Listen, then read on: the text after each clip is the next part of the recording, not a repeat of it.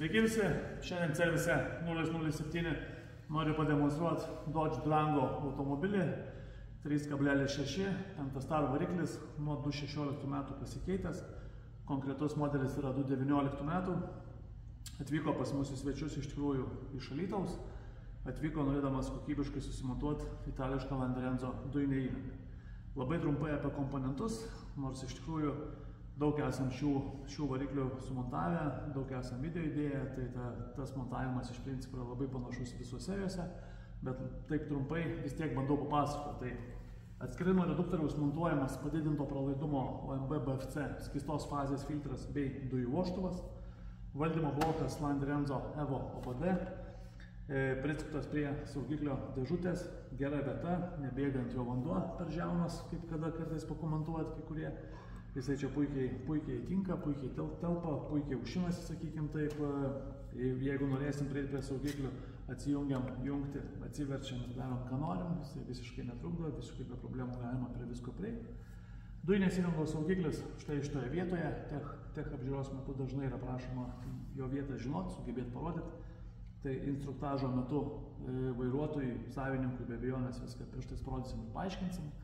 Dujų reduktorius Landerenzo Li10 Turbo Oversize galingiausia jo versija sumontuota štai šitoje vietoje, patogiai prieinamas dujinės fazės filtras, slėgio bei vakuumo daviklis ir dujiniai purkštukai yra sumontuoti štai šitoje vietoje po variklį dengiančių gaubtų, pats gaubtas pilnai savo tvirtinimo vietose, ant visų taškų, be jokių pakelimų, be nieko, gražiai ten, kur buvo, ten ir yra. Visi darbai Landerenzo dujinės įrangos montavimo servise 007 kaip visada pagal gamintojo standartus, pagal aukščiausios kokybės reikalavimus. Tai reiškia, kad yra naudojamas spyruoklinės sąvaržos, tokios pačios kaip ir gamykliškai variklio skyriuje. Gamykliškai yra naudojama apsauginė gofra, mes ją naudojam čia lygiai tokią pačią. Naudojam jungtis visas kokybiškas metaliniais, jokių plasmasinių, kažkokių perėjimų, dar kažko. Visą dujinės įrangos laidyną vėlgi adaptuojam konkrečiai šiam variklio skyriui.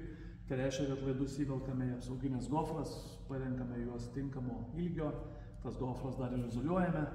Lygiai taip pat atrodo ir gamyklinis visas laidynas variklio skyriuje. Na, kitaip tariant, stengiamės tos darbus padaryti taip, kad jie nekeltų tų problemų nei dabar, nei ateityje, kad visi laidai būtų apsaugoti nuo vibracinio bei temperatūrinio poveikio variklio skyriuje, įvertiname viską, stengiamės tos komponentus sudėti taip, kad jie kiek įmanoma mažiau trukdytų kitiem variklio eksploatavimo arba remonto darbam. Tai apie variklio skyrių būtų kaip ir tiek. Dujų perjungimo mygtukas yra montuojamas ten, kurio pagidauja klientas. Šiuo atveju tai nėra įprasta vieta štai čia, o yra sumontuota būtent čia, ten, kurio pagidavo klientas. Gerai tai ar ne, man spręsti, kaip norėjo klientas, taip ir padarėm. Iš esmės, man asmeniškai galbūt patogiau yra čia, bet šita vieta ne ką prastesnė taip pat.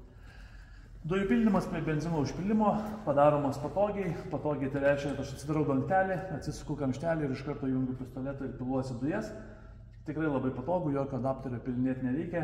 Jeigu nenoriu ar man tai nepatinka, aš galiu iš principo ir pačio kamštelio nedėti, kadangi ir benzino mes kamštelio neturim, tai čia labiau estetika, kadangi turim vietos, tai mes jį tiesiog baigę pildyti, įsisukam, per daug veršti nereikia, ir viskas ir. Na ir kiek truputį kitaip nei įprastai, šis Durango modelis turi sumontuotą kablį ir čia mes turim sumontuotą 103 litrų dujų balioną atsarginio rato vietoje. Tai yra kokybiškas, neturkiškas Bormech dujų balionas, pilnaviduris, tvirtai padarytas, tvirtai sutvertas, papildomai padengtas antikorozija danga, nors pats iš savęs yra vienas iš labiausiai atsparių korozijai dujų balionų rinkoje. Ne veltui šie dujų balionai yra montuojami gamykliškai visiškai naujus automobilius, kurie yra varomi dujomis, taip kad tikrai kokybė baliono labai gera. Na ir čia jisai pasislepia pakankamai neblogai, mano nuomonė. Lauke dieną dar padarysiu atskirą video vien tik tai apie tai, kaip tas balionas realiai atrodo, bet kadangi čia mes turime tą būtent balkę, netgi ir be balkio iš tikrųjų tai nebūtų kažkoks labai prastas jo vaizdas ir tikrai pakankamai neblogai atrodytų. Tai vienas iš variantų, kurį galima rinktis, norint maksimaliai didelio baliono. Šiaip iš principo mes dažniausiai montuojame ir esam pasiruošę Durangams montuoti 92 litrų balioną, tai jis yra 3 cm žemesnis. Tai va, tai tiek apie Landerenzo dujinę įrangą ir jos montavimą servise 007 Dodge Durango. Jei kažką panašaus vairuojat, kreipkitės, mielai padėsim. Ačiū.